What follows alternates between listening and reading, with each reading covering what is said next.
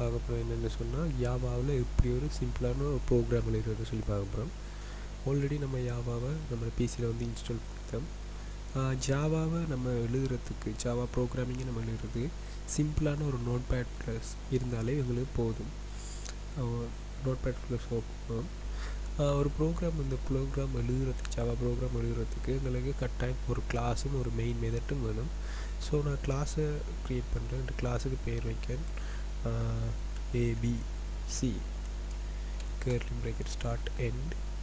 சர்வரில் கொடுத்தால எந்த இடத்துல சேவ் பண்ணுவோம், நான் பிசியில் லோக்கல் டிஸ்க் ஈக்குள்ள ஜாவா என்ற ஃபோல்டருக்குள்ளே நான் சேவ் பண்ணுறேன். அதே பேரில் என்ன கிளாஸுக்கு கொடுத்தனோ அதே பேரில் abc.java எக்ஸ்டென்ஷன் கட்டாயம். என் எக்ஸ்டென்ஷன் என்னத்துக்கு சொன்னால் தான் ஜாவாக்குரிய என்று தெரியுது. சேவ் பண்ணித்தேன். இப்போ இந்த கிளாஸில் வந்து கட்டாயம் ஒரு மெயின் மெத்தட் இருக்கணும். Public static void main string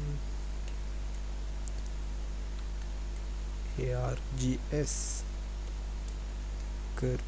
start end. Asin ஒரு மெசேஜ் ஒன்று தான் பிரிண்ட் பண்ண போகிறேன். So system dot out dot print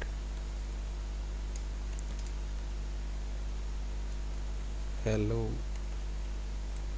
world semicolon போடுறேன், சேவ் பண்ணுறேன். இதை ரன் பண்ணுற அப்படின்னு சொன்னால் சிஎம்டி ஓப்பன் பண்ணிவிட்டு சிஎம்டியில் நாங்கள் எந்த இடத்துல எங்களோட ஃபைலை சேவ் பண்ணோம் ஈக்குள்ளே ஜாவா ஃபோல்டருக்குள்ளே ஜாவா ஃபோல்டரில் இப்போ பார்ப்போம். டிஐஆர் அடித்தோன்னு சொன்னால் எங்களோட ஃபைல் இருக்கான்னு காட்டும். ரைட், எங்களோட ஃபைல் இருக்கு ஏபிசி என்ற ஜாவா ஃபைல். இப்போ நாங்கள் அதை ரன் பண்ணுவோம், கம்பைல் பண்ணுவோம். Javac A B C dot java. இப்போ கம்பைல் பண்ண போது நம்மளோட ஃபைல் எந்த விதமான எரரும் இல்லை. இப்போ ரன் பண்ணுவோம். Java ABC hello world